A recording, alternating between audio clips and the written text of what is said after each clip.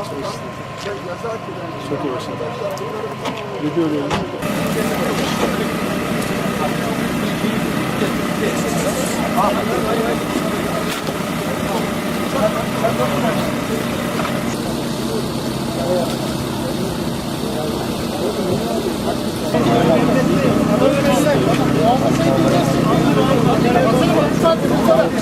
Bu tarafa değil, ama doğru. Yüzden değil ama. Bu tarafa nereye gidelim? Bu kadar arkadaş. Çok kadar değil. Hadi oradan çabuk.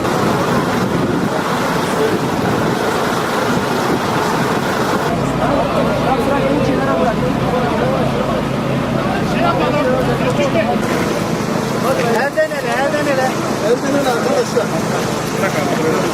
Arkadan yavaş. Aracı.